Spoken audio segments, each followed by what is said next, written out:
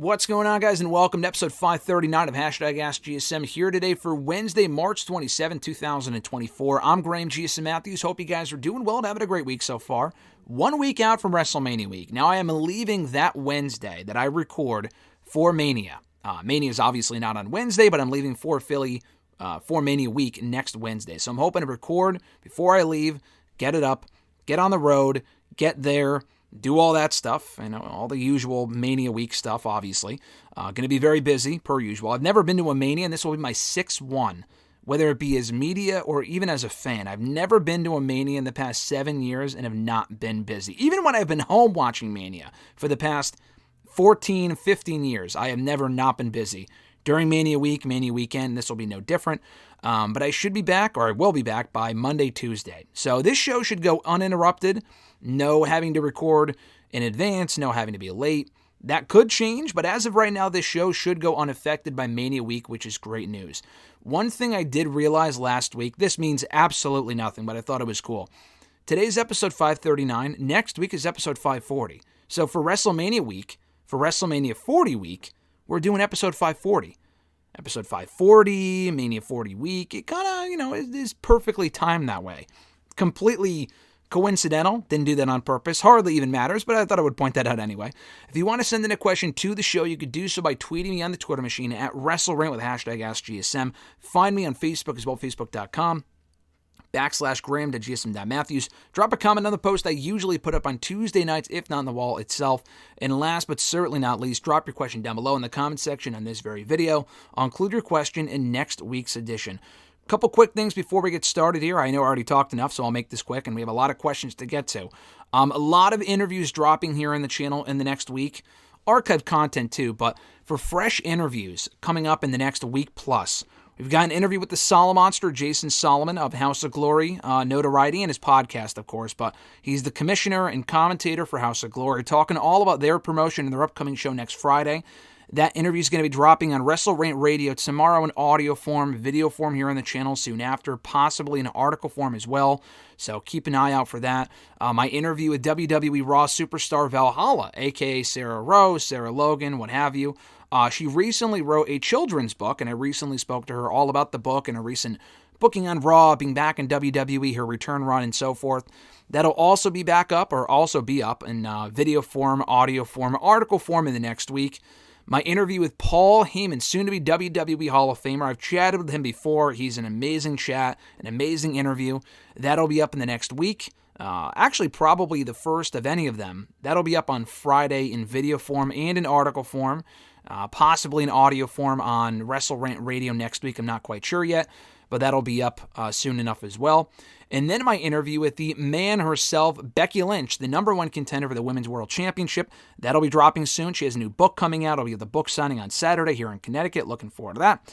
But her new book is out now, and we talk all about the book, her Mania match with Rhea Ripley, and so much more. So check that out.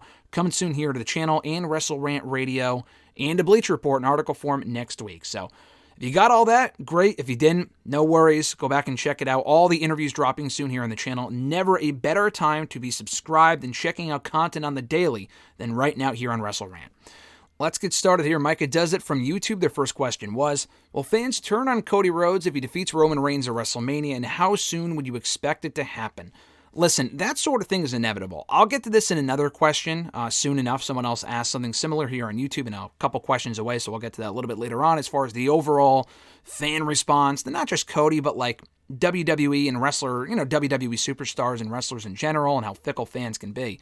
But for Cody specifically, it's funny you mention that because I recently rewatched the video that I took of Cody Rhodes at a Ring of Honor TV taping I went to about 6 years ago on my birthday. And you may have seen the clip, not my clip, but, someone else's clip. It was the show where Cody Rhodes announced to the New York audience. It was at the Hammerstein Ballroom, and he made this whole to-do about, All In 2. And this was before even All In 1 happened, but they made a big deal about All In the first one, so people thought, All In 2 could be New York bound. And he goes, All In 2 is coming to New York City, and the place goes nuts. And then he goes, I am completely kidding. And the place just started booing him out of the building. It was great. And I was rewatching that the other day to remind myself of how great a fucking heel Cody Rhodes can be. We have not really seen Cody Rhodes as a full-blown heel since then, and that was in 2018. because it was around late 2018, early 2019 that he was babyface. When he left Ring of Honor and then New Japan, by the time AEW arrived, he was a full-on babyface. And yeah, people treated him like a heel in AEW, but that's because his booking was shit. He was all over the TNT Championship. The storyline sucked. His matches weren't an issue, but the promos kind of got repetitive, and it was a whole other thing. That was a few years back. In WWE so far, he's been handled perfectly. He's the primary babyface. But we really haven't seen him in his element as a heel in like 6 years. Now, Cody's an amazing babyface. I've said that before, and I'm saying that now. And he always has been, but he's also a great fucking heel. And I think the time to turn him heel will be coming. It could be coming by the end of the year. But with all the equity they put into Cody Rhodes as the top guy, I don't think they would turn him heel anytime soon. I mean, he is the top babyface. I would love to see heel Cody on the sooner side, not as soon as Mania or soon after Mania. But like by the end of the year would be great. But I think for all the push they've put behind him as the face of the company, and you know, maybe if they turn Roman Reigns babyface and they do a bit of a double turn, not in the same match with them, but by the end of the year, maybe if Cody's a heel and Roman's a babyface, that could potentially work out balancing wise as far as the roster depth is concerned.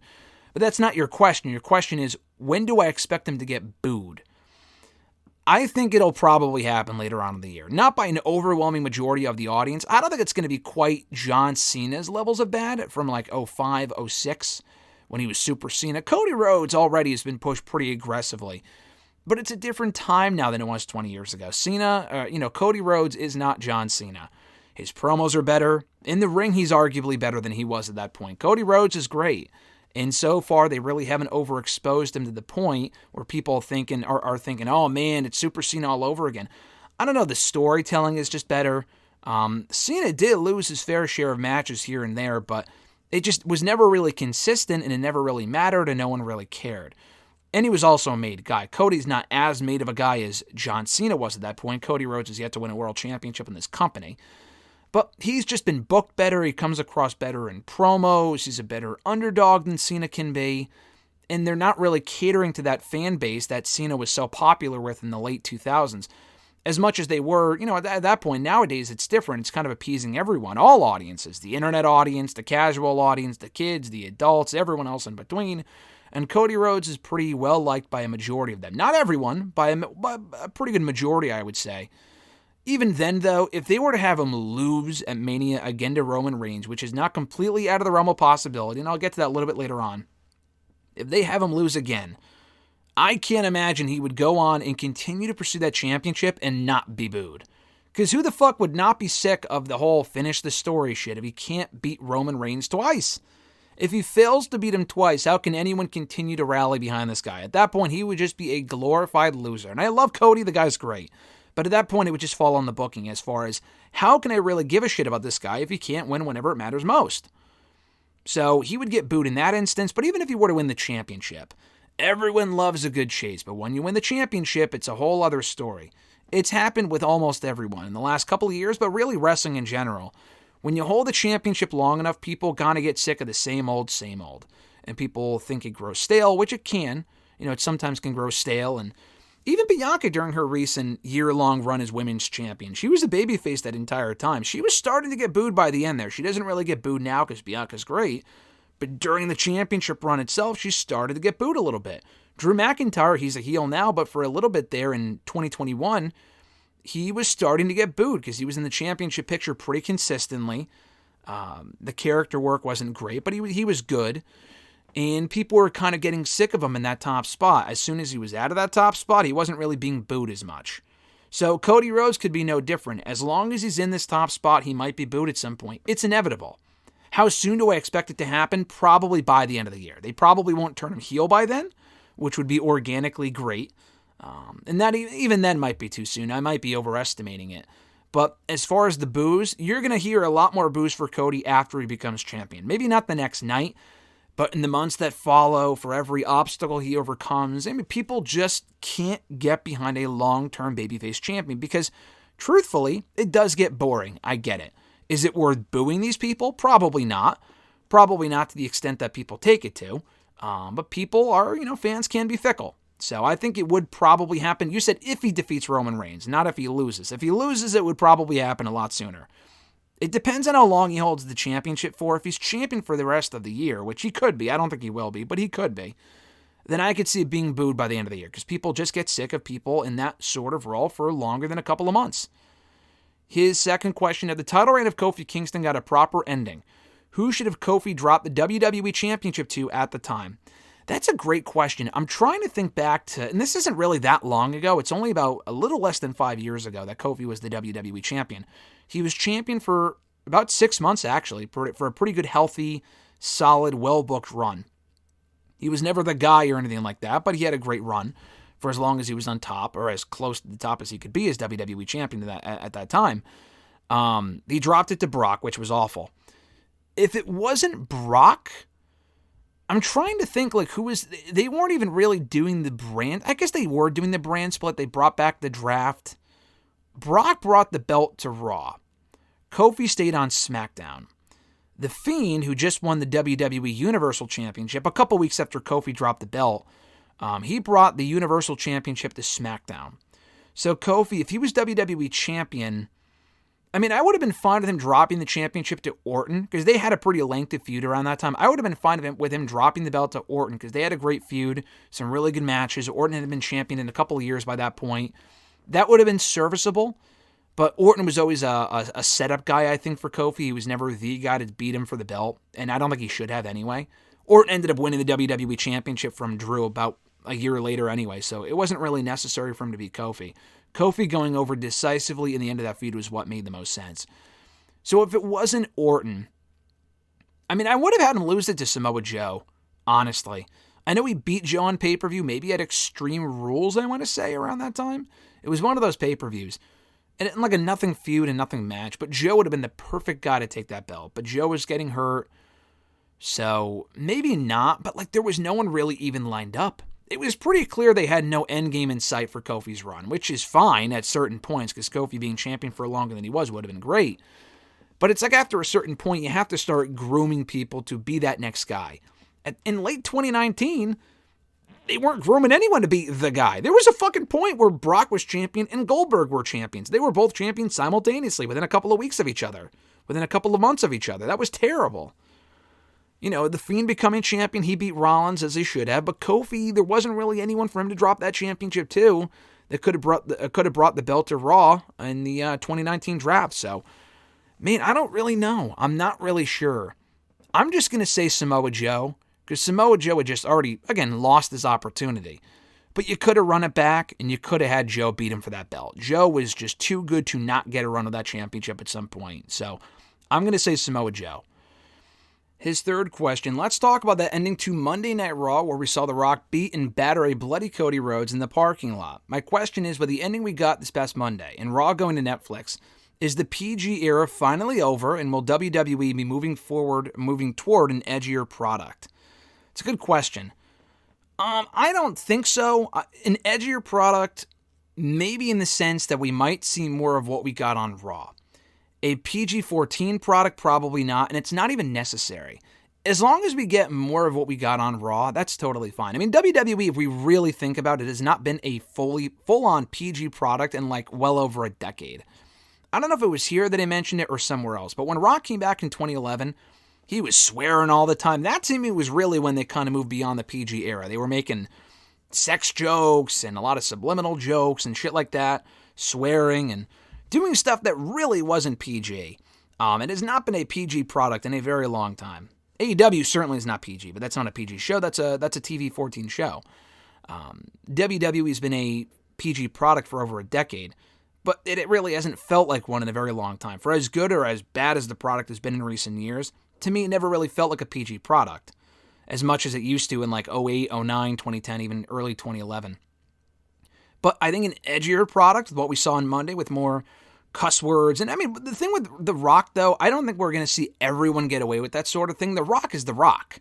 And I have no issue with him getting away with that sort of shit because the guy is the star of a magnitude that he is. He's that big of a star for a reason. Now, is it double standards? Sure, but it's The Rock. It enhances the product, so I'd rather have Rock do it than no one do it at all. And the angle that we got with Cody Rhodes being bloodied up was awesome. Now, less is more with that sort of stuff. We don't need to see it every week. But they were encouraging, and that was clearly not real blood. So it's not like he accidentally got busted open, and then they ran with it like they usually do on TV. Sometimes someone will get busted open in a match, and they'll kind of not embrace it, but like they won't shy away from it. Like they used to stop matches for blood back in the early 2010s, which was just so fucking lame. And I get you got to take the health of the performers first, and they would agree with that. But stopping a match for that, just a tidy up the blood so it wasn't being seen, was ridiculous. If you're stopping a match for a legit injury, that's one thing, like a concussion or someone gets hurt or a neck issue, whatever. But if someone's bleeding, that's dumb. Unless the performers want the match to stop, that's just stupid. But they haven't done that in a long time, and they went out of their way to embrace and use blood in that angle on Raw on Monday. And it was all over Cody's face for a while, so they were doing it for quite a bit. And it enhanced the angle. Unlike in AEW where they use blood almost every fucking week, it doesn't really mean anything. What we got on Monday meant something. So, an edgier product? A little bit, yeah. Raw going to Netflix, I don't think will make much of a difference. Maybe you're implying, they won't really have a rating, they can get away with more. I think Raw going to Netflix could be a positive in the sense where they won't have as many limitations with commercials and shit. And the commercials not really being that big of a deal. They might be more lax with that sort of thing. But like as far as the product itself, you got to be consistent because you can't, I don't think, can have a TV 14 show on Raw and then not have a TV 14 show on SmackDown. That's just not really fair. That's just uneven. Whatever affects Raw has got to affect the entire product. Raw, NXT, SmackDown. NXT's had some pretty weird shit for a while now, so I'm pretty convinced NXT's been TV 14 for a couple of years, since the beginning of NXT 2.0. But in all seriousness, I don't think the PG era, the PG era has been over. Like, if you're constituting the PG era as the rating is PG, therefore it's still the PG era, then yeah, sure. But again, like I said earlier, does anyone honestly watch this show and think, man, that's a PG product? When Rock is dropping F-bombs, you're hearing people say asshole and bitch and shit almost every fucking week. Every fucking week you're hearing people say that shit. Now, AEW, I agree, is way more of a mature product, not in terms of like some of the subliminal crap that NXT was doing at one point a couple of years ago, but with language and violence and blood. Yeah, AEW is a more mature product for that sort of stuff alone. But WWE, as far as the promos go, especially, and some of the stuff they say and are allowed to get along or allowed to get away with, has not really been a PG product in a very long time. So if they were to get rid of the PG rating and bring back TV 14, that's fine. It has to be consistent with all three shows. Raw being on Netflix doesn't really matter with that sort of thing, I would think. But even what we're getting right now, moving towards a more lax, laid-back show with more freedom with what the performers can do and say, that is really what I want to see. Whether that be edgier or more realistic or whatever you want to call it. To me, and I said this to someone earlier, it's taking the best parts of the Attitude Era and applying it to today's product and making it work. It's not like, the tits and ass and the bras and panties. No, like, leave that shit in the past. And some of like the naked minion bullshit. Like, I'm not talking about that garbage. I'm talking about like the realism, the realistic characters, character arcs, stories, some blood, hardcore action, done in, a healthy in moderation, not in excess. That sort of stuff in the Attitude Era in today's product is a winning combination. And I feel like we got that on Monday night. First question from Chris W. from YouTube here. Their question was, he says, "Hey Grim, hope you're doing great and have a fantastic week on the road to both Easter and WrestleMania. He also said, I want to apologize for the final time to you and everyone else on here for my negativity last week. I was not in a positive headspace, and I had a real rough Tuesday afternoon, and for that, I'm sorry. I'm sure you and everyone else can understand that feeling." Well, first of all, before I go any further, Chris, I said this to you on Twitter and on Facebook. Don't worry about it at all. Your questions were perfectly fine. There was no negativity in there. Sometimes I can respond a bit harshly to some of the questions, and I apologize for that on my end. That is no reflection on you or your question. It's just sometimes I think sometimes some of the scenarios are ridiculous, but that's no reflection on you or the stuff you ask or whatever. So don't worry about it. I hope all goes well. I already told you this already, but we're with you, everyone here on the show, the community, the crew, and myself specifically. We're rooting for you. You said everything's going better, which is great, but I hope you have a great Easter and enjoy WrestleMania weekend as well. Your question continues. He says, why do you feel the TNA product, or the TNA just in general, I guess, dropped the ball on Fortune after the face turn in February 2011? This is right up my alley. He says, after the turn, they feuded with Immortal for 2 months leading up to Lockdown 2011, and after that, they just went their separate ways with not much logic behind the split. Why do you think they cut Fortune's feet from under them? Was it because they couldn't find anything for them as a group, or was it because they work better as single stars than as a unit? First of all, I'm glad you asked this question because I'm a big Fortune mark. Always have been, always will be. I fucking loved Fortune, specifically after they turned babyface, and I liked the Fortune turn itself. Why they never had any plans for them? Because it was never the plan to begin with. That's why. So when Fortune turned on Immortal, Fortune was always supposed to be with Immortal. Maybe they would have turned babyface at some point down the road, but Fortune turning on Immortal was never the plan. It was always supposed to be the returning main event Mafia feuding with Fortune/Immortal. Fortune were basically part of Immortal at that point.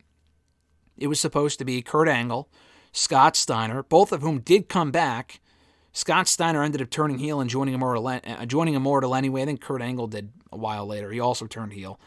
But it was supposed to be Angle, Scott Steiner, Crimson maybe? I forgot who else. But definitely Nash, definitely Booker T, maybe Samoa Joe, probably Sting. Sting came back around that point, but he wasn't feuding with Immortal. I mean, I guess he did. He did beat Jeff Hardy for the TNA title. I don't know if they would have put him in the main event Mafia again or not, but Booker T and Nash were totally expected to come back, and then they went back to WWE instead. I mean, the literal funniest thing, the week that TNA was going to bring them back, they outright acknowledged it on television. Oh, the main event Mafia, we're coming home, and then Booker T and Nash showed up in the Rumble, literally the week before, and it fucked up all of TNA's plans. It was just a big egg on the face of TNA. That was embarrassing. So they pivoted. I thought they pivoted well by turning Fortune face. But the reason it never really went anywhere was because it was never really supposed to go anywhere. They never had any plans to push AJ. I mean, Bobby Roode ended up getting over a little bit later on in the year. They turned him heel, won the title. That was great. Storm also got over. But like Kazarian and Daniels, that whole thing was never really supposed to go anywhere. So I love Fortune, though. Fortune did last a little while. Not as long as it should have. And then Bobby Roode went heel. Storm broke off on his own. Kazarian went heel, Daniels went heel, AJ was on his own for a while, so the lore around Fortune and the fallout I enjoyed. The faction itself was great, but they never really had as great of a run as they should have. Considering the talent that was in there, like I said, AJ, Daniels, Kazarian, Storm, Roode, 5 of the best TNA originals ever. I mean, those, like we talk about the front line of the TNA originals, those were the TNA originals right there. Roode, Storm, Daniels, Kazarian, and AJ. Probably the 5 best TNA originals of all time. Without Samoa Joe. Samoa Joe's, he was never a part of Fortune, but he's also on that list. So I love Fortune, but the fallout being as lackluster as it was probably because it was never in the plans to begin with. Your second question, why do a portion of pro wrestling fans look down upon the booking and style of New Japan Pro Wrestling?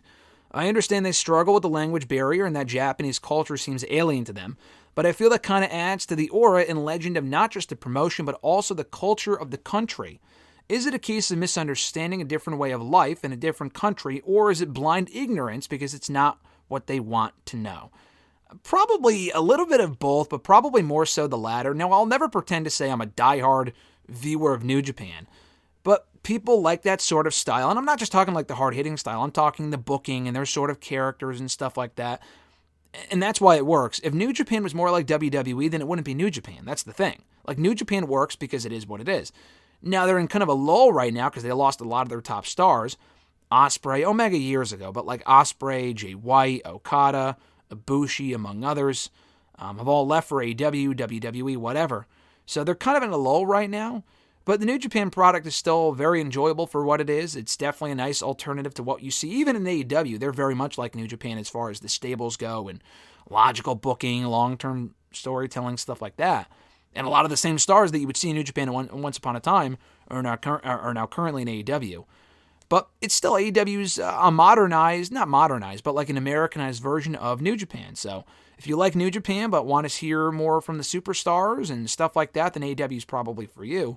But New Japan still has its supporters. So if you don't like the Japanese way of doing things, I don't know exactly who you're talking about. But like anyone that has an issue with the promos, like why would they cut promos in English most of the time? They're catering to a primarily Japanese audience. So like they're not going to have to learn English if they don't need to. Like Okada's English not being all that great in New Japan never really fucking mattered because he wasn't catering to the American audience, nor did he need to or should have.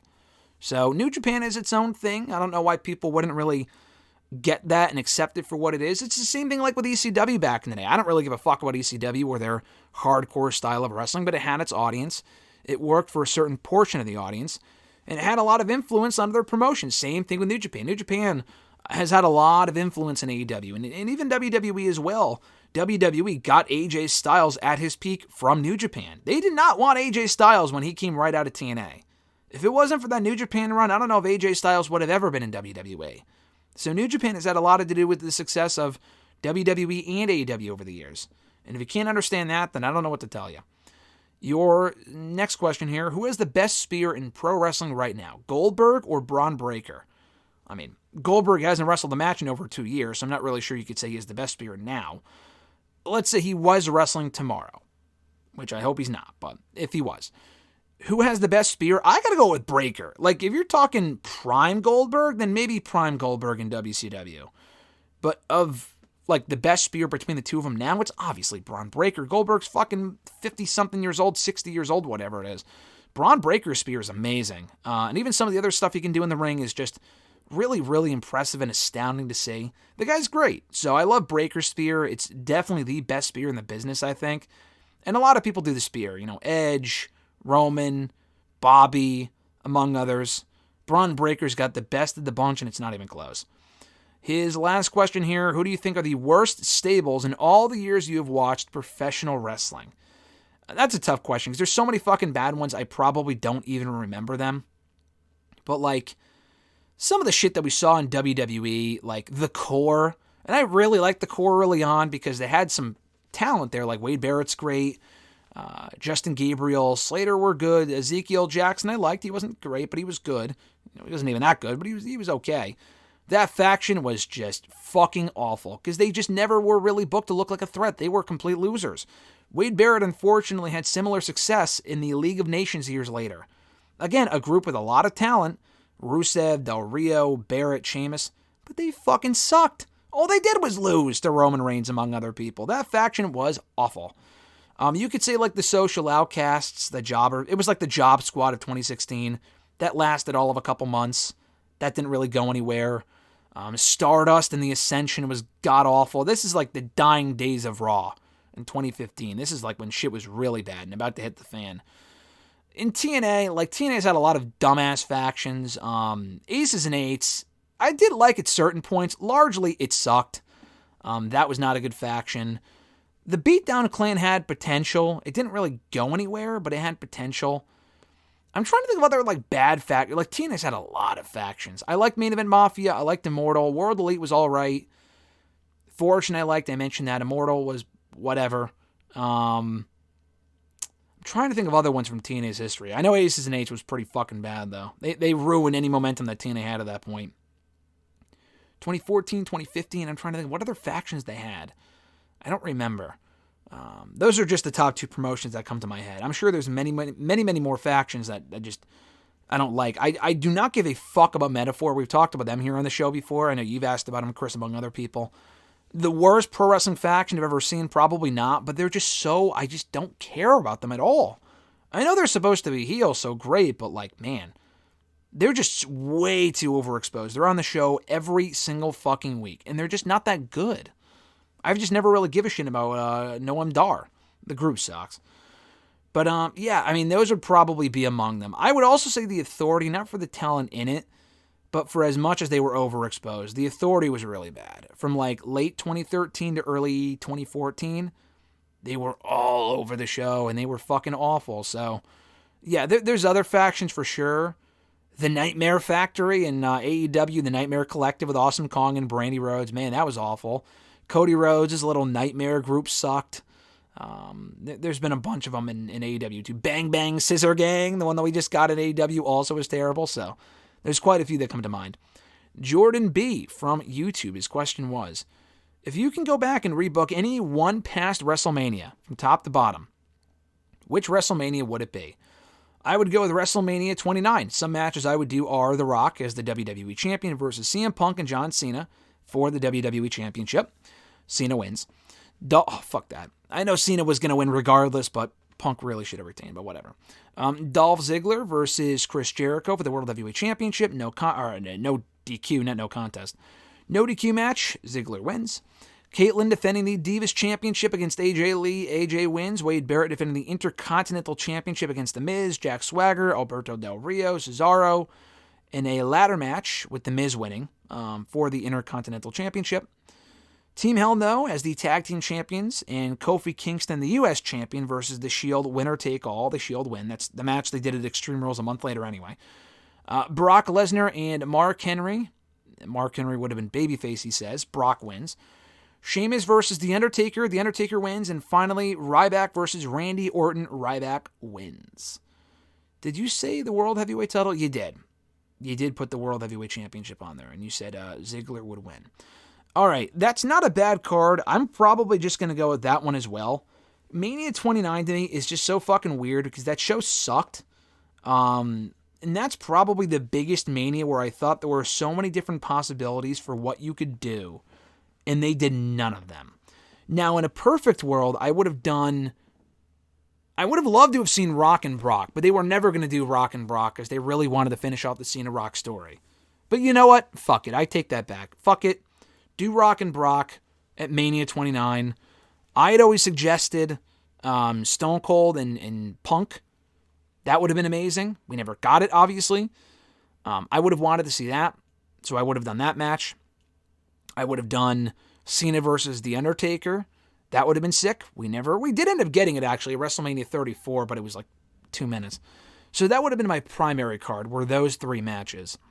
Now, going off of a more realistic card of what we did end up getting, because Stone Cold was not on that show. Rock was, Stone Cold was not. If I have to go off of what you're I'm just going with this Mania because it's the best Mania I can think of. Maybe I'll do Mania 32 in a moment, because that was also a pretty badly booked Mania. And just poor execution and whatever. But 29, I did think it should have been a triple threat with Punk, Rock, and Cena. That would have been the match to do. Or you know what? Fuck it. Actually, you know what? I take that back. Do Cena and Rock, and Cena wins, but Cena goes heel. They weren't going to do it. If you really want Cena to get his win back, he doesn't need to beat Rock for the championship. That was just stupid. Rock did not ever need to win the championship. That was dumb. Punk could have beat him at the Rumble. Cena cost him the match, whatever. Cena does not win the Rumble. I would have had Punk retain against The Rock, do Cena and Rock.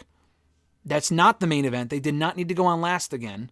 Cena could have beaten The Rock in a non-title match, with Cena going heel either beforehand or in the match itself, and that did not happen. But that's what I would have done. Punk, I still would have had him face The Undertaker, so I would keep those matches the same, although it would have been for the WWE Championship. That could have been the Streak versus the Streak. The 400 and something day streak, Punk would have been champion for like 500 days at that point, versus Taker's streak. I would have had Taker win and then immediately vacate the championship. Now that sounds ridiculous, but like things sting at Revolution, where Taker wins and then he just retires. So he goes 21-0 and then he vacates the championship and retires. That's what I would have done. Title versus career, whatever you want to call it. Streak versus streak. So I would have done that match. For the World Heavyweight Championship, I would have done... So Big Show is champion around that point. He dropped the belt to Del Rio. No one gave a fuck about Del Rio as champion. I would have kept the belt on Big Show. Now that sounds ridiculous, but Big Show was doing great work around that point. The matches with Sheamus were awesome. So I would have done Big Show at Mania, and I know this is going to sound like, what the fuck are you thinking? But Big Show versus Ryback, and Ryback wins the belt. I would have had Ryback win the Rumble. In retrospect, that sounds awful, but like Ryback was really over around that point. And I think they should have had him win the Rumble over John Cena. Cena winning the Rumble accomplished nothing. So I would have had Ryback finally pick up Big Show for like the shell shocked, what a Mania moment, beats him with it, wins the championship. I would have done that. Caitlyn and AJ, I agree with. Jericho and Ziggler, I would have done again. Maybe for the briefcase. I like that match in Mania though, Ziggler and Jericho. Jericho ended up facing, Fandango? Who gives a shit? Ziggler and Jericho would have been far better. The Team Hell No versus Kofi and Shield match, I like. I suppose you can do that. I was thinking Team Hell No... What was it? Rey and Sin Cara? Rey Mysterio and Sin Cara were a tag team. I think they both got hurt, but that would have been cool if they were healthy. If not, the match that you pitched was fine. Kofi and Cesaro, they ended up having a match... Kofi was champion. Cesaro is still champion at that point. You're saying Kofi was the U.S. champion. I would have had Cesaro at WrestleMania against Christian. Christian, I don't think was cleared yet, but Cesaro, I think, was like the person who took him out or the last match that he had on Raw, whatever. I would have done Cesaro and Christian for the U.S. Championship and Christian win the championship from Cesaro. That's what I would have done. So I guess Team Hell No instead would have defended against, let's say, Rey and Sin Cara. That would have been the match for me. Big E would not have made his in-ring debut at Mania. That was cool, but like no one really cared. As far as Orton goes, what would I have done with Orton? Probably Orton and Sheamus again? I don't know. Probably Orton. I guess what they did. Sheamus, Orton, and someone else. With Orton going heel in that match. Not Big Show, because no one gave a shit. But Sheamus, Randy, and I don't know, someone else, The Miz, I don't know, against The Shield is what I would have done. Wade Barrett, I guess Wade and The Miz would have been fine one-on-one. Who gives a shit about Del Rio and Swagger? They don't need to really be at Mania. Who gives a fuck? Maybe Del Rio could have been in the Shield match. I don't know. But yeah, that's what I would have done. Brock was always going to face Triple H. That was never not going to happen, unfortunately. I don't know what I was thinking for Brock in Mania 29. Probably Brock and Triple H again, but Brock going over a second time and retiring Triple H. That was never going to happen. I'd have to go back and look at my articles for saying, oh, this is the match that should have been done for Brock and Mania, and we never ended up getting it, but that's what I would have done. And I'll make this quick because I don't want to spend too much longer on the question, but it was a great question. For like Mania 32, I would have done, I think Cena got hurt, so you couldn't have done Cena and Taker. Taker and Sting, bro. Sting also was hurt, so like, they did Taker and Shane, which sucked. The storyline was cool, I guess, but you had no other options. I would have done Owens and Zayn for the Intercontinental Championship. They did that anyway in a ladder match. I would have just made it one-on-one. Owens and Zayn one-on-one. Ambrose and Brock, I liked. The match was always going to be disappointing, I think, but I would have done that regardless. Roman and Triple H. Rollins was hurt. You don't really have a lot of people to work with Mania 32.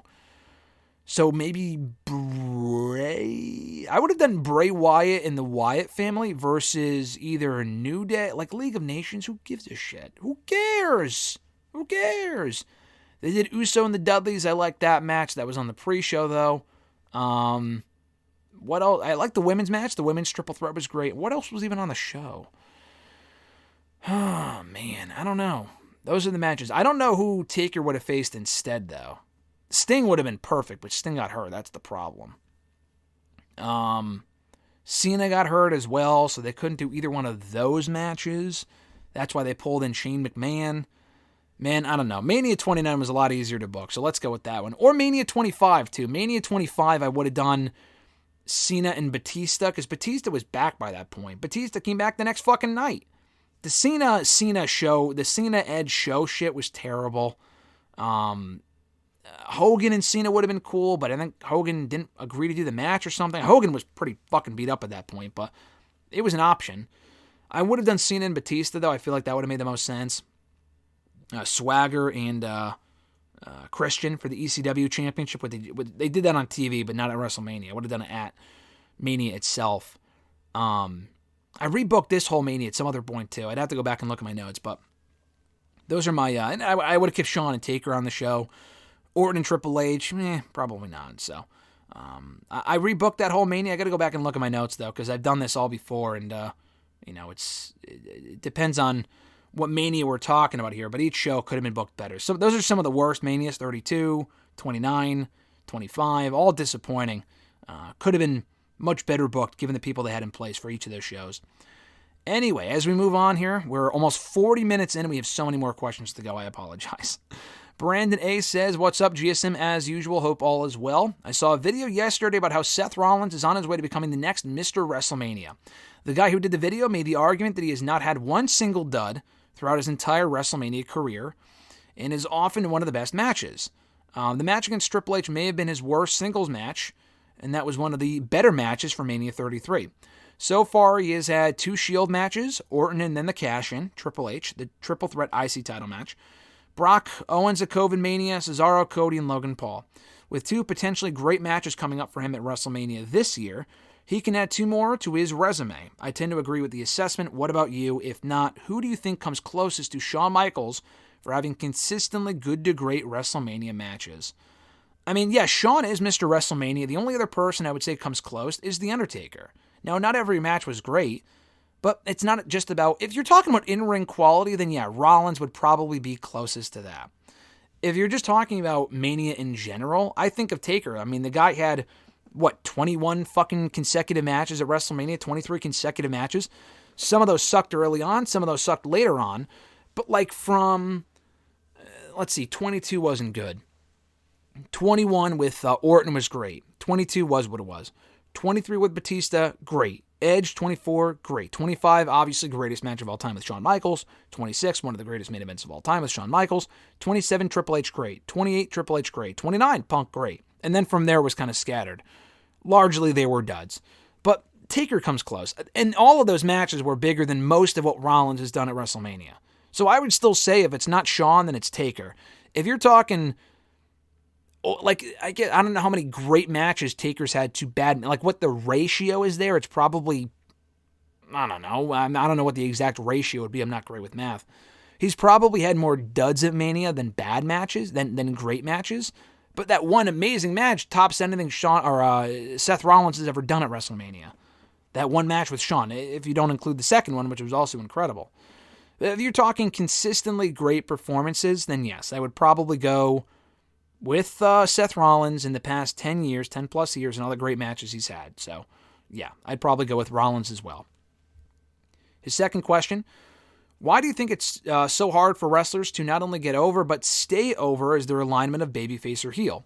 Let's look at all the majorly over heels in WWE right now, he says. Rhea, Dirty Dom, Gunther, The Rock, Tiffany Stratton, and Roman Reigns.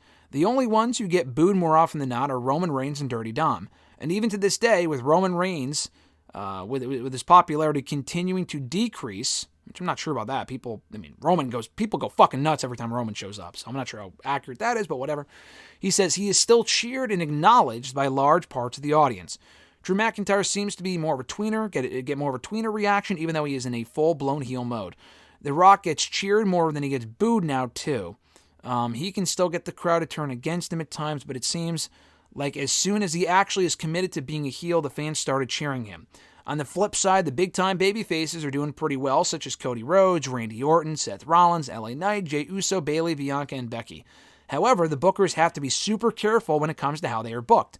I keep thinking any day now the crowd is going to turn on Rollins, Becky, Bianca, and even Cody Rhodes sometimes. I feel like if you book the babyfaces too strong, you end up getting the Super Cena reaction, but if you book and you book the heels too strong, they end up getting turned babyface. But of course, you can't do 50-50 booking, and you can't make the baby faces look like losers. This is the best the product has been in years, and the talent is the most over it has been in years, but I feel like at any moment the crowd can turn.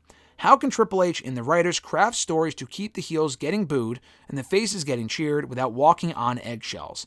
I apologize for my long question. That is a lengthy question, but it's a good question. It's all in the booking. Now, not everyone's going to be consistently cheered or consistently booed. I mean, with the heels, people just grow to love great heels because they do their job so well. Dirty Dom is just a fucking miracle as far as how heavily he gets booed and that he hasn't turned babyface yet. And he still gets great heat every time he's out there. All the other people will be babyfaces again soon, or babyfaces for the first time soon, just because they're so good at what they do. The baby faces are harder to book. I mean, everyone wants to be a cool heel. That's the thing. Cool heels are the new cool thing, and they have been since the NWO. People like to get cheered and do great work. That's the thing. They don't really go for great heel heat. And sometimes the people that get the most heel heat are the people that are just not very good. Nia Jax plays her role really, really well, I think. I think she gets great heat. She's not great, but she's played her role very well since coming back, and she's had some good matches. But people like Cody and Bianca, it's because people get sick of something. The Super Cena reaction, like you said, Bianca was champion for a year. Cody Rhodes, the guy's always in the main event. He will get booed at some point as well. Drew had the same thing happen to him a couple years ago. After Bianca was out of the title picture for a little bit, she didn't get booed as much. She wasn't champion for a while. Same thing with Drew. He wasn't in the title picture for a while, and miraculously, he wasn't being booed anymore. At least not as much. So, they have a dilemma as far, and it's not just WWE, that's wrestling. Fans are fickle. Going back to what I said earlier, fans can be fickle. The babyface can continue to evolve and do everything right, and people will still boo them because they want what's new. They want the new toy. They want the fresh face. That can't always be the case, and that's the fans' fault. And the only thing WWE can do is give them a reason to cheer that person, or run with it and turn them heel, or just put them else in something else entirely until the boos kind of die down. So, I mean, it's not really a Triple H issue or a WWE issue. The same thing could be said for AEW as well, or really any other wrestling promotion. It's all about crafting logical stories, having the heels go for real, genuine heat, and not just being cool heels and playing to the audience and stuff like that. Like I love Undisputed Era. They never really did much to get themselves booed when they were in WWE or NXT. They were just cool heels, really, which is fun, but when everyone's a cool heel, that's an issue. So less of that, more actual heels, and more baby faces like Cody Rhodes that, if he gets pushed too strong, that's a problem, but he's lost enough matches and he's been booked vulnerable enough to where he doesn't feel like Super Cena did in 05, 06, 07. So he will be booed at some point, and they will have to turn him heel, which is inevitable, and I'm looking forward to that because he's a great heel. But in the meantime, staying on the current course, and even like with Rollins, like he'll get booed too because his act currently sucks, I think. He should be getting booed more than he is, but people love cheering him because he has the fucking theme song. But, Cody doesn't really have that issue. His theme song's over, but Cody is also a great babyface. Rollins can be a great babyface when he's not parading around like a fucking goof. So it's all about evolution and kind of trying to avoid being too stagnant, to not giving fans the opportunity to boo or cheer a certain person. No L from Facebook. What would be your top 5 WrestleMania match cards from top to bottom of all time in your opinion? I mean, that's a loaded question. As far as, I don't know. Number 1 would be WrestleMania 17. I would say Mania 39, honestly, in my book, would be fucking on there. Mania 39 was amazing. I don't care what anyone says. Night 2, some of the booking decisions were questionable. Overall, still one of the greatest Manias of all time, in my opinion. Mania 40 could have a beat, but so far, Mania 39 is on that list. I would go Mania 17, Mania 30, not in this particular order, but Mania 39, 17, probably 21. 21's a great show. Maybe 24, not 25, not 26, 27, 28, no, 29, 30, I would put 30, or 31, 31 definitely, I'd put 39, or 31 on there, 39, 17, 16, no, 15, 14, 13, none of those, probably not. Maybe WrestleMania 10, maybe. None of the other Manias, none of the other Manias 1 through 9 are consistently great. Maybe 8. We've talked about 8, maybe 8. I would probably go 17, 39, 31, 21, and 30. That would probably be it for me. People might say, and we'll get to other Manias later, people might say, oh, what about 23 or maybe 24? Nothing really after 24 to me makes sense other than 30 and 31 and 39 to me. And 38 was also great, but I think 39 was better, so I'll put that one up there. 30 and 31 were amazing. Yeah, that would probably be it, though. 18, no. 19, maybe. 20, no. 21, probably. 21, definitely, actually. So, again, one more time in no particular order. 30, 31, 39, 21, and 17. I think that's my final 5. Let's see. Next question from Christopher L. from Facebook. Let's talk about the Chris Jericho dilemma in AEW. It is understandable as to why Tony Khan continues to feature him. He's one of the biggest names in pro wrestling, is a key influence in the formation of all elite wrestling, and has been involved in some key moments in the company. But a large portion of the online fans have turned on him. Yes, the crowd still sings his song, but he's gotten... what song? He doesn't come out to Judas anymore. He comes out to that dumb Lionheart crap, which I know he used in ECW, and that's cool, but the Lionheart shit is awful. Anyway, but he says he's gotten sloppier every time he steps in the ring, and his promos have become basic and not as dynamic as they once were, taking away the importance of his speech. When do you think it started? Do you think it's his pull and ego that's kept him on TV? And even if he were to take a vacation per se, where do you go then when he comes back? Keep him babyface or just turn him heel for the sake of it? Honestly, at this point, dude, Jericho just gotta go. He's just gotta go. And Jericho's one of my favorite of all time, but Everything this man has fucking touched, for the most part, for the past, 2-3 years, has been god fucking awful. I was in the same spot with Cody Rhodes. I never thought he would actually leave. And it's not like, oh, Cody in WWE, good. Him in AEW, bad. No, the way he was booked in AEW sucked. And a lot of that was his pull. Cody Rhodes' idea was to work with QT Marshall, and it fucking sucked. That Anthony Ogogo stuff sucked. What else was he doing? The Malachi Black stuff was a complete disappointment. The Andrade feud, if you can even really call it that. I mean, what was even that? The TNT title stuff, Sammy Guevara, I don't give a shit. Like, man, a lot of the stuff he was doing just was not good. Jericho's been in that same spot now for a while. I think I was actually the most consistent I was behind Jericho, like as far as he was doing consistently great work, I would say, was when he was the AEW World Champion 4 years ago. That sounds ridiculous, but like, that's what I trace it back to. That Orange Cassidy feud was just a complete waste of fucking time. That did not get Orange Cassidy over. The matches weren't all that great. And he thought, oh, Orange Cassidy's over. Let's latch onto him. Did nothing. Cassidy went back to doing nothing for a long time after that. Didn't benefit him. Didn't benefit Jericho. The Inner Circle wore out its welcome way too quickly. Didn't really benefit any of them at all. Santana Ortiz aren't even together anymore. Swagger sucks. And Guevara's got go-away heat with me personally. So that group didn't really benefit at all. The MJF feud went on for way longer than it should have. It wasn't like MJF was elevated through that feud. He wasn't. Their feud to the Pinnacle sucked.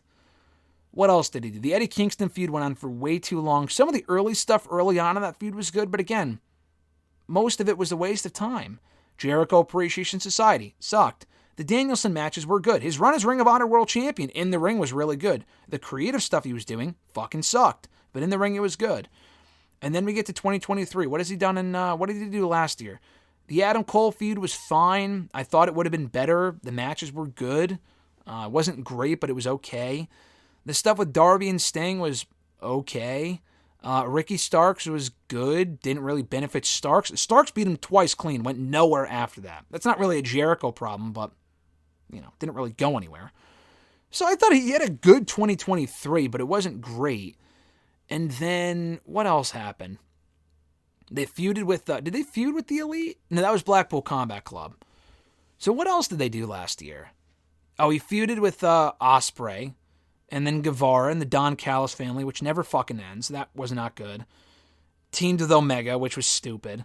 Yeah, man. I'd go back to his work as the AEW World Champion as the last time I was really into Chris Jericho. The guy's just got to go away.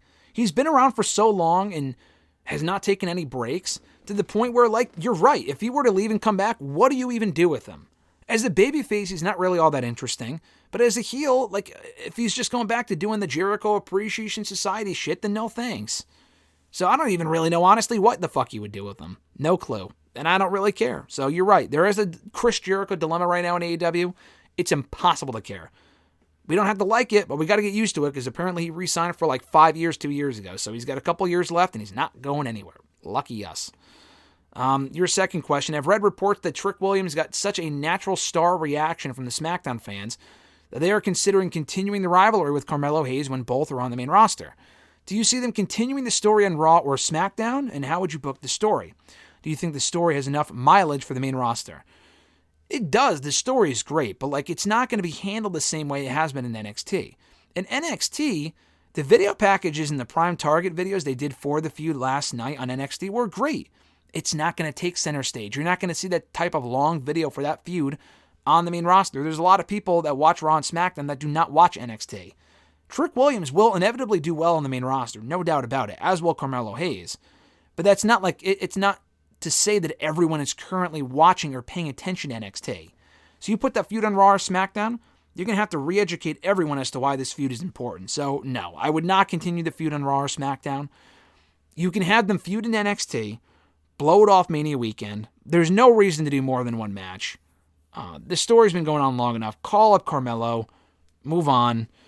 And then at some point down the road, then yes, you can rekindle it on the main roster, like they did with Zayn and Owens, and NXT was much more popular at that point.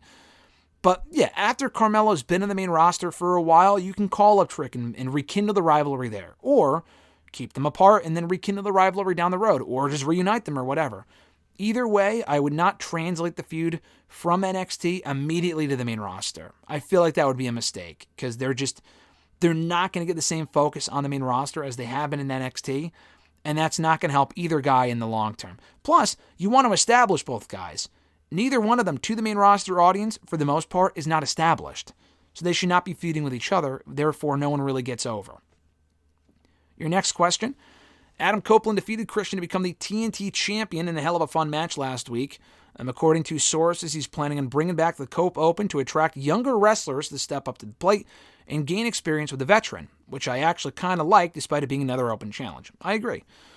He said, I think he has a solid 4.5 month run of the belt until maybe sometime in the early summer. Don Callis and Konosuke Takeshita interrupt Adam Cole on an episode of either Dynamite or Collision, and Callis throws out a challenge for the belt in Chicago at All Out. For All Out, rather. Copeland accepts and the match is made. The main goal is to get the belt on a Takeshita by the end. Do you like the idea, or should Takeshita get the Continental title? Either one is fine. Konosuke really should be champion, whether it be the Continental title or the TNT title.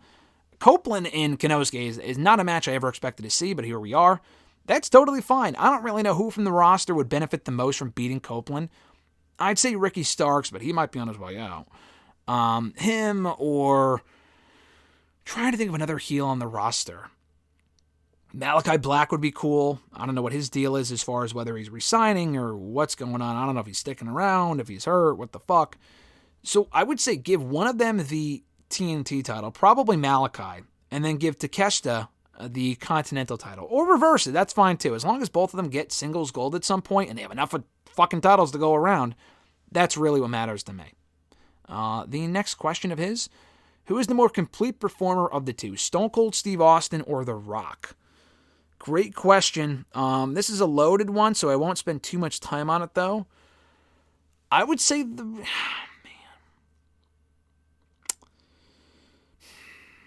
I want to say The Rock. I'd want to say The Rock. Honestly, I feel like Stone Cold is incredible. But, I feel like the depth of the Rock character was greater. Stone Cold just got into a rhythm where, he turned heel, but it wasn't that good. He was entertaining, but they flushed down the toilet of what they had there. I don't want to say Stone Cold's a one-trick pony, because he's not. Because he's one of the most over guys in the history of the business. But The Rock had way more character depth and challenges. He was incredibly over as both a babyface and a heel. Stone Cold was a great heel, but people only ever really wanted to see him in that one role. And he was, again, a great heel, but I think The Rock was more versatile than Stone Cold was. I think would be the right word. Throughout his career, the guy wasn't the greatest worker. Stone Cold was probably a better worker than Rock was, but it wasn't drastically different to the point where I would put Stone Cold over The Rock. So I'm going to say The Rock. Honestly, I'll probably go The Rock as the more complete performer. Stone Cold, as remember, is a bigger GOAT because he was more on top, and he was a better babyface on top than The Rock was. But The Rock, when he was hot as a babyface and as a heel. So I'm going to go The Rock over Stone Cold. That might piss some people off, but just my opinion. It might depend on the day that you ask me that, though. At noob_n_co_TV from Twitter. What are your thoughts on Goldberg's comments and Asuka, quote-unquote, beating his streak? In my opinion, Asuka is a better wrestler than Goldberg, and I find his comments embarrassing and disrespectful. Yeah, what the fuck was that? Goldberg is just out here saying shit at this point. What the fuck was that shit where he was like, oh yeah, this Japanese girl? What are you fucking talking about? You work for the company for years. You clearly know who Asuka is. Give me a fucking break. She went undefeated for a couple of years. Asuka broke his streak even before he came back to the company. He came back to the company. Actually, I'm sorry. No, he came back in 2016. She broke his streak after that, when they were in his good graces and vice versa. So it's not like they did to spite Goldberg, and Goldberg's streak was bullshit anyway. It wasn't even a real streak. It wasn't like 100 and something wins. The guy won a couple of matches. Not a couple, but you know what I mean. Asuka's streak was more legitimate than fucking Goldberg's was. And Asuka was better booked. She's a better worker. She's better all around than fucking Goldberg is. So yeah, those comments were just dumb. I like Goldberg, but those were just pretty stupid, ignorant comments. Your second question. Your thoughts on Jade Cargill being a part of the SmackDown roster, and what are her goals and intentions on the Blue brand? I hope it'll be groundbreaking and exciting, and it better not involve that 6-woman tag at WrestleMania. Well, you better get used to it, noob, because that's probably what we're getting. Bianca, Jade, and Naomi versus Damage Control, which is fine. Not a very important match, but it's fine. Find a way to introduce Jade and have her team with Bianca and get Damage Control on the show. So, yeah, it's whatever. But, I think it's cool. I think Raw needs the depth more. SmackDown alone in the last 2 months has gotten Naomi, Tiffany, and Jade. That's a lot of star power for one show. I don't know if the draft is going to fix that. It fucking should. Raw needs some real depth in that division. And one of those women, like they need either Bianca or Jade or Tiffany, Naomi, somebody. Charlotte definitely, but they need another one in addition to that. They have Bayley and Io as well. They're great. Yeah, they need someone else on the Raw side. But it's cool. I'll be there at SmackDown on Friday, so I'm looking forward to seeing her in person, seeing her make her. I'm looking forward to seeing her make her official SmackDown debut, and I'm looking forward to seeing what she has in store for the Blue Brand on Friday night. Your third question: who do you think will win the NWA Women's Championship from Kenzie Page in this new era of the NWA? Tiffany Nieves is being booked like a star, and as much as I enjoy watching Natalia Markova in action, I know you ask about her all the time. He says, she already had her chances. I think she'd be better in either WWE or AEW. I mean, I would just go with Markova. I know you said she'd be better in one of the other companies, but they don't really seem all that interested. They haven't brought her in yet, so I don't know. I don't know. The NWA Women's Division is good. They have a lot of depth there. There's no one woman that really stands out as being the person to beat Kenzie Page. I would say Markova, but like you said, she already had her opportunities, so I'm not sure. At Johnny NBA from Twitter, their first question was, or their only question, who's the most intriguing Forbidden Door matchup for you for Mercedes Moné? Good question. I mean, when you say Forbidden Door, are you meaning like, because she works in AEW now, so it's like her facing Hikaru Shida, for example, or Chris Statlander or Willow. That's not exactly Forbidden Door stuff because she works in that company now. If you mean for like another promotion, like her and Jordynne Grace would be really cool, I think. Jordynne Grace being with TNA. I'm trying to think who else. Deonna Purrazzo and AEW would be great at some point. Deonna and Mercedes. I think we mentioned this. Oh, like could Deonna and Mercedes have a great Iron Woman match? Yeah, that match would be fucking awesome. I think Deonna and Mercedes could have a really good match. Britt Baker at some point would be interesting just for the clash of styles. I mentioned Chris Statlander, Willow. We've seen her in Willow, but like run it back. Any of those would be good. Her and Tony in a proper program would be great. Would love to see that. If you mean like someone, again, Forbidden Door by like not someone in AEW, her and, I know the match was talked about and never happened, but her and Julia, who's in New Japan, she just lost the Women's Championship. She might be on her way to WWE. I don't know much about Julia, but from what I do know, she's a star. Her against Mercedes would have been awesome. Hopefully at some point we can still see it. We probably won't, but that would be sick. In WWE, like her and Rhea, we never really got to see. I don't know if we ever got Rhea and Sasha one-on-one. I think in a triple threat once, but never in a one-on-one match to my knowledge. That match would have been cool. Her and Jade would have been really interesting. We're not getting it because Jade's in WWE now, but that would have been another interesting matchup for Mercedes and either company. I know, again, they're not in the same company now, but at some point that would have been cool. Maybe at some point we still can't see it in WWE down the road. At Reborn Again, John Ritland from the Twitter machine and on YouTube. Check out his content. Real Honesty with John Ritland. His first question was, so after the ending to this week's Raw, is it a lock that Cody ends night 2 as champion, or do they try to stretch it out even further? Nothing is guaranteed. I know it seems like Cody's going to win at Mania. Nothing is guaranteed until he wins that fucking belt. There is still a very good chance Roman Reigns retains. They made it this far. They might want to make it on. They might want to take it on even further. I would never put that sort of thing at this point past WWE. So no, it is not a lock that Cody wins. I think that's my prediction. I think that's what will happen. Far from a lock, though. If you know WWE, you would know that. His second question was non-wrestling related. So Ghostbusters Frozen Empire. What the fuck was that? He said. Is there any chance they end the franchise after this latest entry? Listen, I know you already saw my review. I liked it a lot more than you did. I give it 4 stars. You give it half a star. It's pretty opposite ends of the spectrum, obviously. I'm a Ghostbusters mark. I liked it more than Ghostbusters 2. Sue me. I liked it as much as I liked Afterlife. I enjoyed it. Yeah, I think, will they end it? Probably not. If it completely fucking bombs, then yes. The last one made enough money to where they warranted a sequel. They did the post-credit scenes to plant the seeds for a sequel. But they also did that for the women's one, too, and that one completely fucking bombed. They never made any more after that. So they can plan all the sequels they want. If it doesn't make money, then they won't make more movies.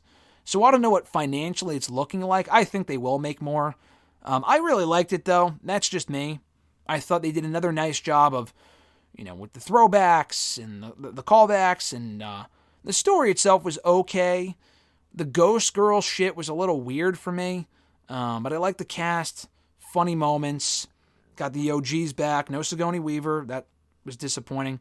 No Rick Moranis, which I wasn't surprised, but, it'd be cool to see him pop up for a quick cameo. The guy's awesome, but no, I enjoyed it for what it was. I understand where you're coming from, but I did like it, and I do think they will make more movies. At Iwagu91, their first question was, your thoughts on the beatdown The Rock gave to Cody Rhodes? I talked about it earlier, but it was a great angle. That was an awesome angle to close the show, and I hope we see more of that going forward. His second question, much like Adam Cole and Kyle O'Reilly 3 years ago, do you see Carmelo Hayes and Trick Williams headlining Stand and Deliver? I mean, I feel like they kind of have to. They have to. I mean, I like Tony D'Angelo. He does not feel like a threat at all to Ilya Dragunov. And he could end up beating Dragunov just because Dragunov could end up being, main roster bound pretty soon. But I would still have the Hayes and Williams match going last. That feels like the real main event. Even Lyra Valkyria and Roxanne Perez feels like a bigger deal over Dragunov and Tony D'Angelo. I forgot his name for a second. So yes, Hayes and Williams should absolutely end. I'm thinking like, you said Cole and O'Reilly. They did end, but they had 2 nights of Stand and Deliver in 2021. So I think Balor and Cross headline night 1, and then Cole and O'Reilly headline night 2. Or it might have been the other way around. I don't remember. I think a better comparison would be Mania Weekend 6 years ago with Ciampa and Gargano. They did not headline with Aleister Black and Andrade. It was Gargano and Ciampa that went on last. And I could see the same thing happening here. Your next question, your thoughts on Jamie Hayter. Love Jamie Hayter. She's great. She was someone I knew nothing of before she came to AEW. She's really impressed me. She's a star. She's got that it factor about her. I miss her. I miss her on the show. I want to see her back soon. Hopefully she is back pretty soon. I don't know how she's healing up. I've heard nothing about her, but would love to see her back soon enough nonetheless. Next question from Wade Ilson. Wade Ilson? Pretty clever name. His question was, how would you put together the WrestleMania card for night 1 and night 2? So this is what I did as far as like what matches I would put on each night. This is what we know so far. And I'm not going to include like the rumored matches because I don't know what those matches will be. But for night 1, obviously Rock and Reigns versus Cody and Rollins will headline. I put Io Sky and Becky Lynch. I meant Io Sky and Bayley. Io Sky and Bayley for the Women's Championship I would do on night 1. Gunther and Zayn for the Intercontinental Championship. LA Knight and AJ Styles in the ladder match. And I would probably have Io and Bayley open. It's probably what I would do. So that's what I would do for night 1. Night 2, Rhea and Becky would maybe have that open, probably Rollins and Drew. Rollins and Drew we know is main event. We know is night 2. We know night 2 main event is Roman and Cody. So those matches are definitely happening that night. I would not do Rhea and Becky and Io and Bayley in the same show. I guess you could. I would like to spread them out a little bit.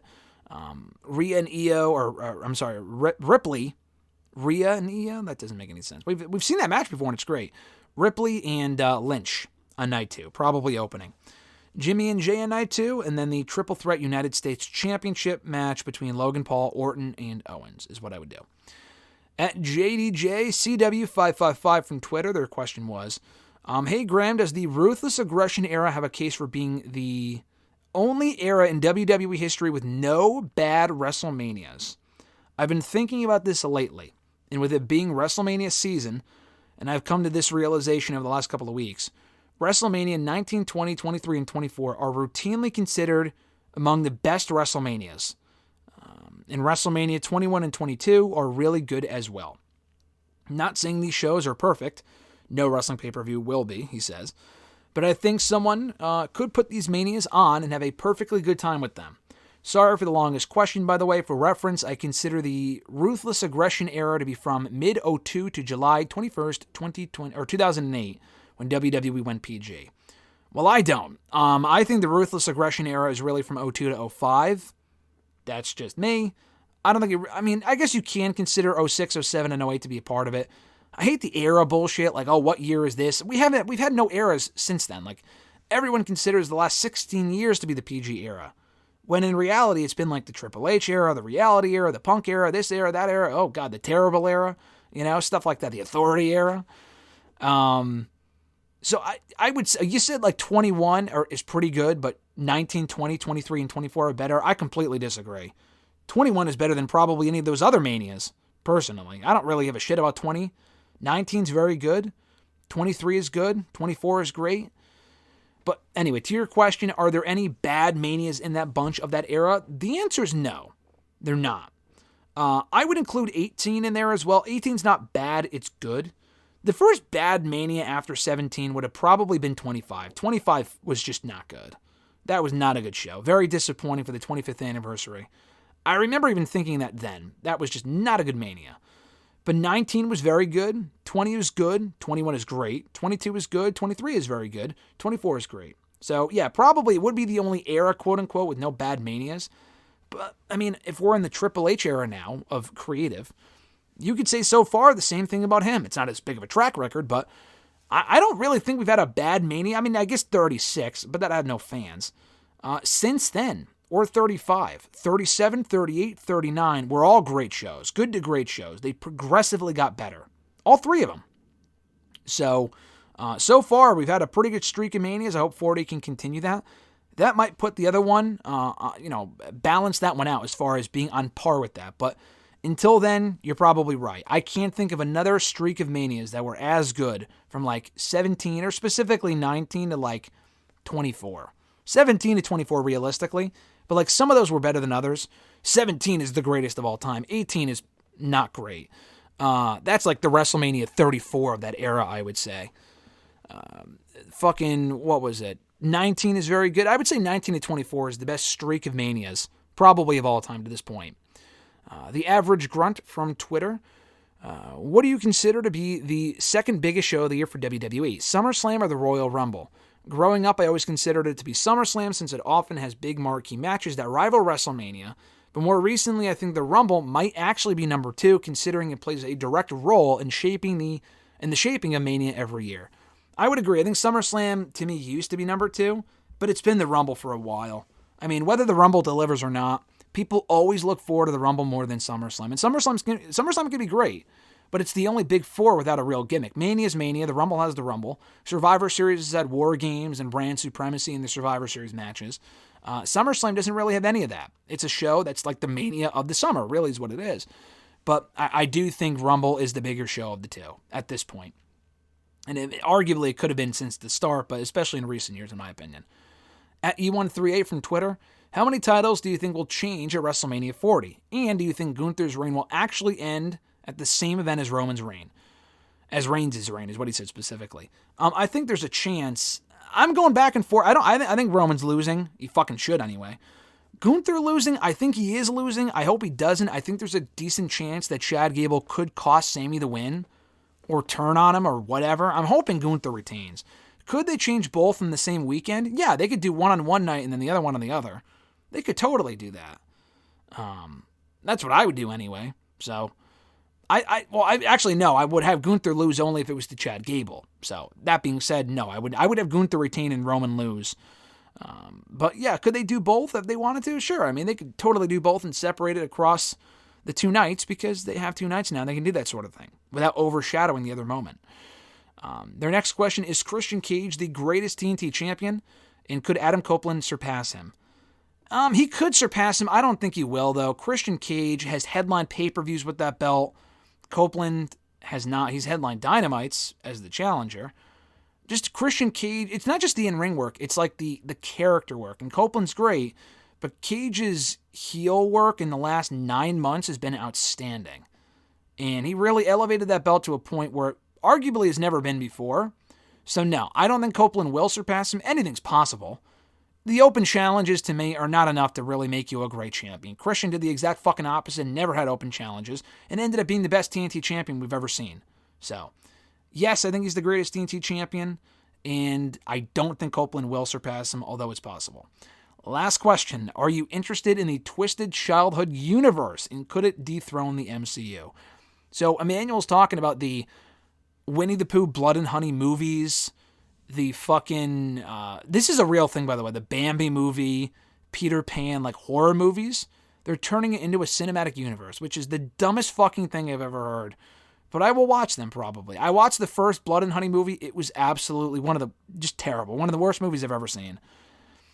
They're making a sequel. I saw it got 100% in Rotten Tomatoes. Ooh, how great. I don't give a shit. But, yeah, that's... Can it rival the MCU? Honestly, at this point, it might.